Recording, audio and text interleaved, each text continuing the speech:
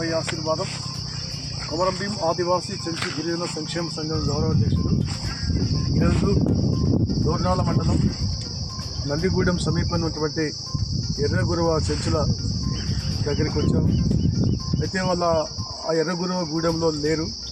ఇక్కడ ఉపాధి కోసం వాళ్ళు తిండి లేక పనులు లేకపోవడంతో ఇక్కడున్న రైతుల దగ్గర రోజువారీ మరి నైట్ కావిలికి ఈ సీకట్లో కరెంటు లేక ఇక్కడ కూలీగానే కాదు రోజు ఒక 4,000 5,000 ఇస్తే ఆ పని కోసం ఇక్కడికి వచ్చారు.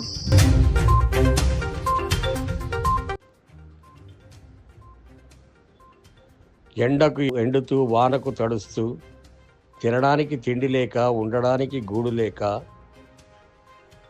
ఆపన్న హస్తం కోసం ఎదురు చూస్తున్న ఎర్రకురివిగూడెం చెంచుల జీవన పరిస్థితిపై హంసాద్రి ప్రత్యేక కథనం.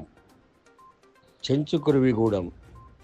ఈ గూడెం అభివృద్ధికి అందరంత దూరంలో ఉంది. పెదదోర్నాల మండలానికి దగ్గరలో ఉన్న ఈ గూడెం అభివృద్ధికి నోచుకోలేదు. ఈ గూడెం అభివృద్ధి కోసం కూటమి ప్రభుత్వం కొన్ని నిధులు కేటాయించినప్పటికీ ఆ నిధుల పంపిణీలో గోల్మాల్ జరిగింది. అంతేకాకుండా మధ్యదళారులు చెంచులను మౌలిక వసతుల ఏర్పాటు కోసం డబ్బులు డిమాండ్ చేస్తుండడంతో విషయం ప్రభుత్వం దాకా చేరింది. కాగా జి ఆశీర్వాదం కొమరం భీం గిరిజన సంక్షేమ సంఘం అధ్యక్షులు. వీరు ఈరోజు ఈ గూడెంలోని పరిస్థితిని పరిశీలించి సమీక్షించారు. ఈ సందర్భంగా శ్రీ ఆశీర్వాదం మాట్లాడుతూ, ఈ గూడెంలో కనీస వసతులు లేవు, మౌలిక సదుపాయాలు లేవు.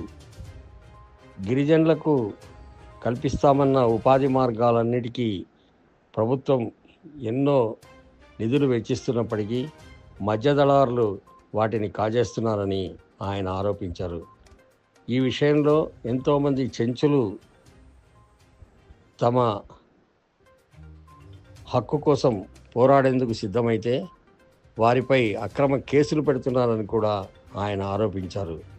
ఈ సందర్భంగా ఆయన మాట్లాడుతూ, ఇక్కడ చేయవలసిన కార్యక్రమాలు ఎన్నో ఉన్నాయని, తాగడానికి మంచినీళ్ళు లేవు, వెళ్ళడానికి బళ్ళు లేవు, ఉండడానికి ఇల్లు లేదు. ఈ పరిస్థితుల్లో ఇక్కడ అంగన్వాడీ పాఠశాలను ఏర్పాటు చేయాలని ఆయన డిమాండ్ చేశారు. ఐటీడీఏ అధికారులు ఇప్పటికైనా స్పందించి ఇక్కడి చెంచుల జీవన ప్రమాణాన్ని మెరుగుపరచాలని ఆయన కూటమి ప్రభుత్వానికి విజ్ఞప్తి చేశారు. పెద్దదోర్నాల నుంచి కాశిరెడ్డి రిపోర్టర్.